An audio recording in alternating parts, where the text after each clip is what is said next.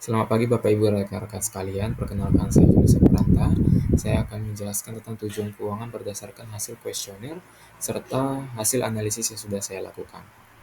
Yang pertama, berdasarkan hasil kuesioner yang sudah saya lakukan, saya mendapatkan total poin 14 dengan kategori risk balance, di mana ini mencerminkan keseimbangan antara kehati-hatian dalam menjaga modal serta keberanian untuk mengambil risiko yang terukur demi pertumbuhan investasi yang saya lakukan. Ibu, ini ada 6 bentuk analisis yang sudah saya lakukan terhadap 6 pertanyaan.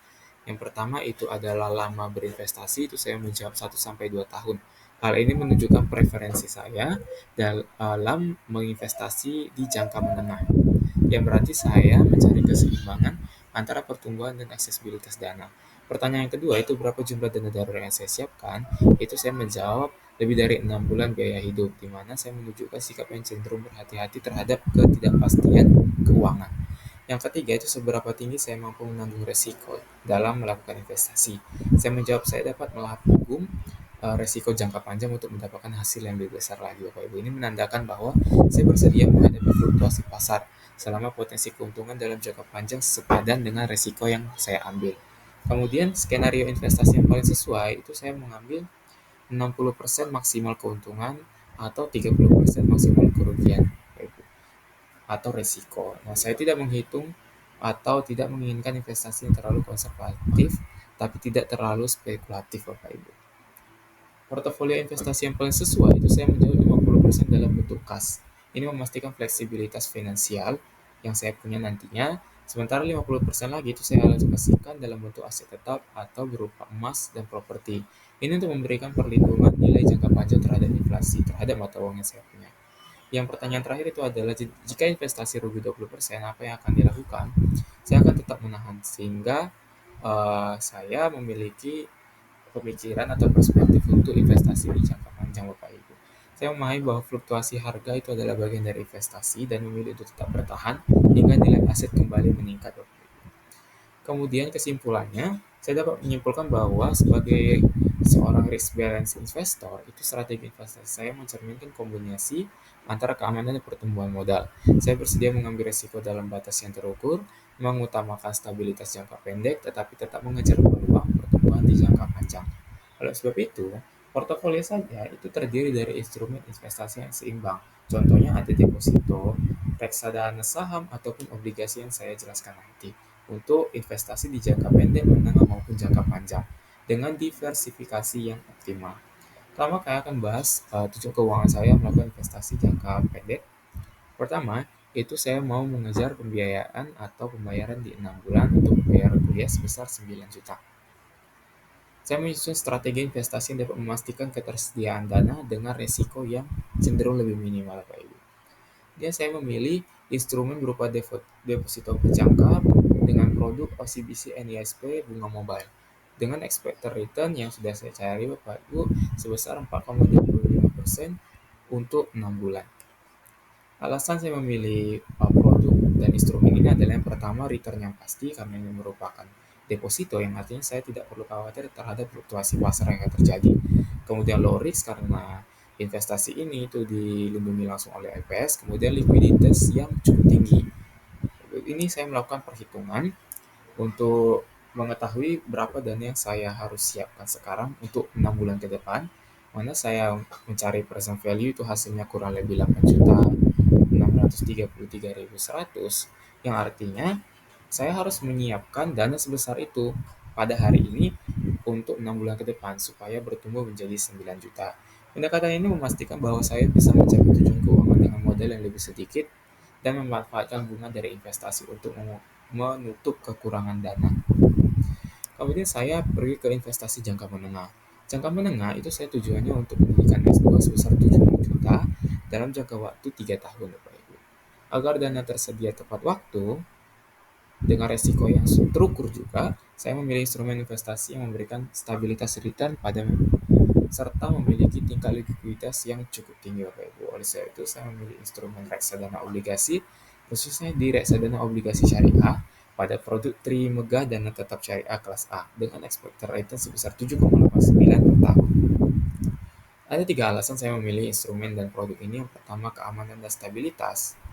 kemudian likuiditas yang cukup tinggi, serta Trimegah ini itu sudah terpercaya atau rekam jejaknya sudah baik dalam mengelola investasi, terutama di investasi syariah. Saya menggunakan perhitungan anuitas, di mana PMT ini akan saya hitung untuk menyiapkan dana per bulannya, Bapak Ibu, dan hasilnya itu kurang lebih 21.585.000 Bapak Ibu per tahun. Sehingga untuk mempermudah investasi itu saya membayar setiap bulan. Saya perlu menyetor kurang lebih 1.800.000 per bulan, di mana untuk dalam jangka waktu setahun saya perlu menyiapkan uang sebesar 21.585.000. Dengan berinvestasi pada reksadana obligasi syariah, saya bertujuan untuk mencapai tujuan keuangan saya dalam 3 tahun itu sebesar 70 juta untuk pembiayaan pendidikan S2 saya. Kemudian kita pergi ke investasi jangka panjang, di mana saya ingin dalam 10 tahun itu mempunyai dana 500 juta untuk membeli properti berupa rumah, Bapak Ibu. Sehingga saya memilih untuk melakukan investasi pada instrumen reksadana saham di produk reksadana saham BNP Paribas IDX 30, Bapak Ibu, di mana expected return yang ditawarkan oleh BNP Paribas ini itu sebesar 7,25 per tahun.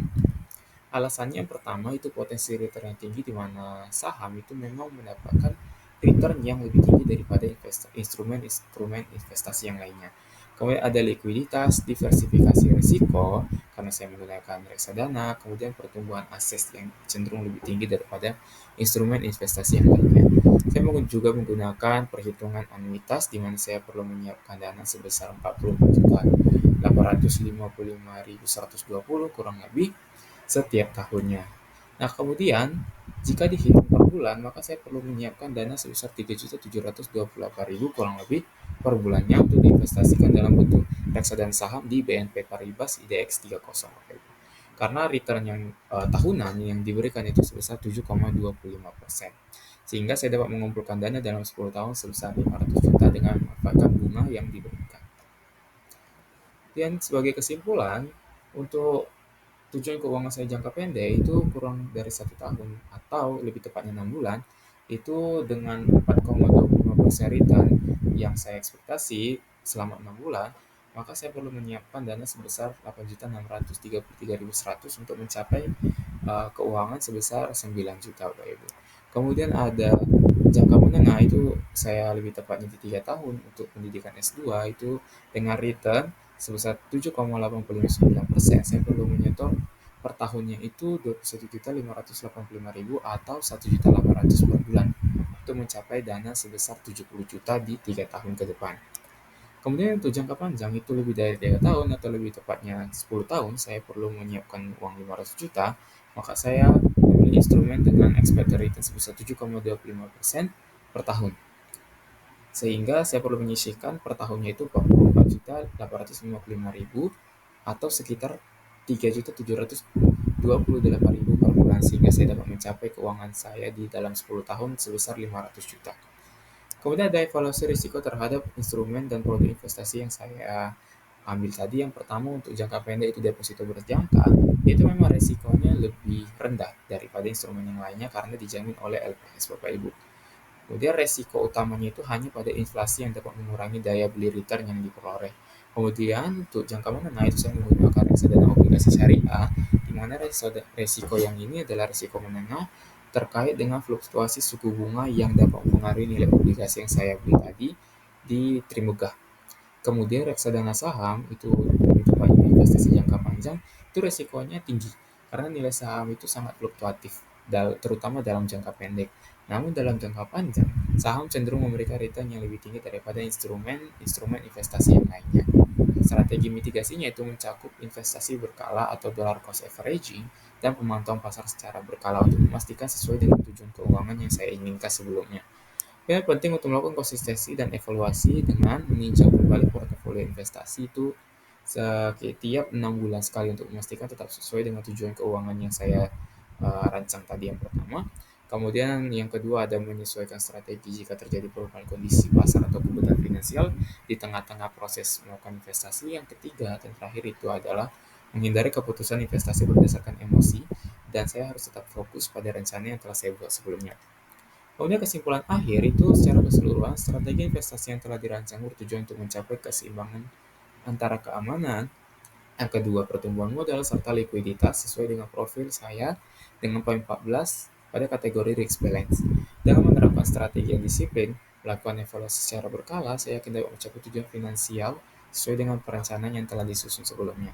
Selain itu, diversifikasi portofolio mencakup deposito, kemudian yang kedua dijangka ada reksadana obligasi serta reksadana saham untuk investasi jangka panjang, akan membantu saya dalam mengelola risiko investasi dengan lebih baik serta meningkatkan peluang pencapaian tujuan keuangan saya secara optimal. Oke, sampai di sini saya penjelasannya saya dapat jelaskan. Terima kasih.